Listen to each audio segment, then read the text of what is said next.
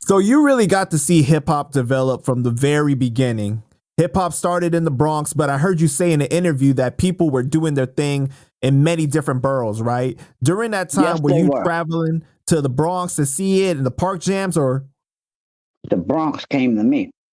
My bedroom window faced Reese Center, Grandmaster Flash, Field of Four. All of them used to come play parties in the Reese Center. Well, I used to listen to them outside of my window. I was too young to go in there. You know what I'm saying? Even if I could come outside, I couldn't go in the car. I was too small. But I heard Grandmaster Flash. I heard Fearless. I heard a bunch of them. Funky Four plus one more. All of those groups that preceded me, that came to Recenter, that was my introduction to hip hop. And then after that, weeks later, here I go in the house. Boom, boom, kink, boom, boom, kink, the hip, hot, the hibby. Oh, the first rap record came on the motherfucking radio. You That talking was about it. Sugar Hill Gang, right? Yes, sir. Yes, sir. That came on the radio because before Sugar Hill, this hip hop was a thing that was done in the parks, in house party. You stole the damn electricity in Queensbridge. How you used to have a jam in Queensbridge Park. If somebody who lived on the first floor of Vernon would run a long extension cord from their house to the park so that they could have power to run the equipment. Who cared? You didn't pay electricity in Queensbridge anyway. Run that damn DJ. It's not like your mom nowadays when you got to pay the light up. Turn that TV off, boy. Turn the lights out. Yeah, I got to pay for that. Wasn't none of that in Queensbridge. You could just plug it up and play all night. Mama ain't going to say nothing. Yo, so Shan, so would you say that was the moment that you fell in love with hip hop? The moment I fell in love with hip hop was when Shantae took me on tour, and they took me from a job that I was making $120 a week, and I made $400 in 20 minutes. I went back home and tell them, you could take this job and shove it. I ain't working in here no more. And here you have me, MC Shan, from that day on, yo, from that Did you day really on. sing that? Did you really sing that to them? No, it was just more like a fuck y'all. I ain't coming back to work. Y'all got me fucked up. You shouldn't have asked that question. I tried to keep it in a nice manner and shit. Nah, no, we want the raw and uncut, Shan. That's what we like. That's what we like. Okay, you still getting the raw and cut shit. You know what I'm saying? But it was like, yo, fuck y'all. I ain't coming back. And then look, I came back like a month later and I had a purple Audi.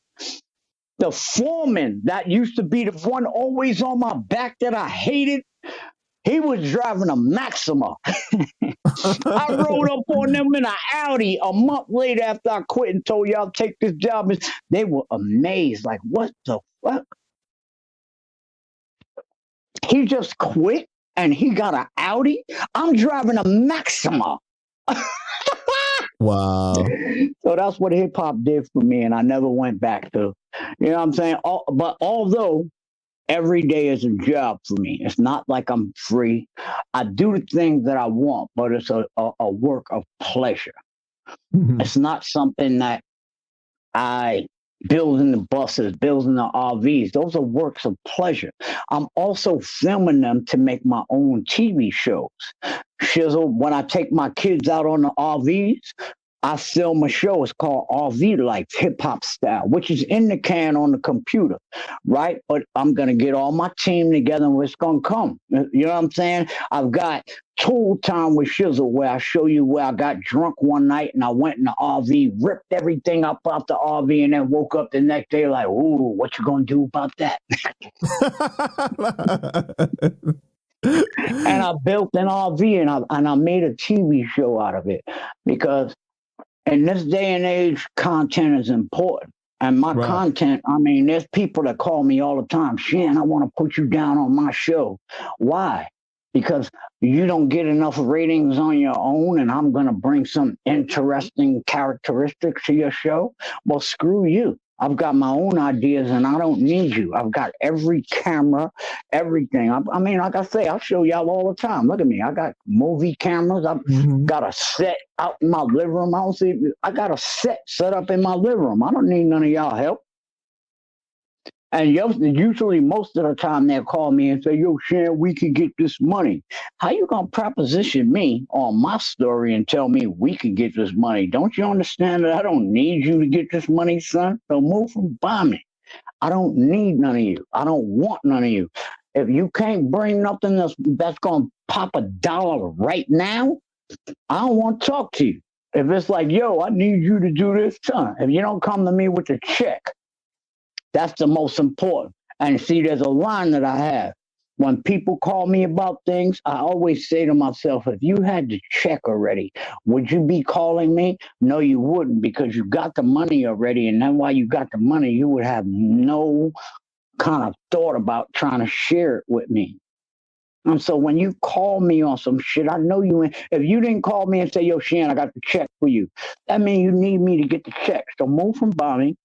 Stop calling me. I don't need you. Fuck your production company. I don't give a shit about what the fuck you doing. How the fuck you doing it? And I'm sorry if I came to the point you wanted the real Shan.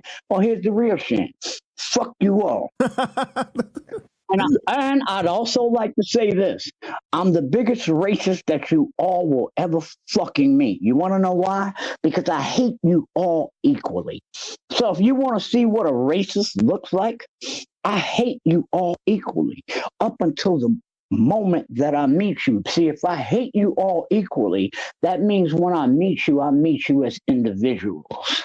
I don't collectively say this group, that group, this group. I just hate every fucking body. But when I meet the individual, that's when we build our respect. And then I either like you or I don't. Now I'll tell you, fuck you and move from by me. Right.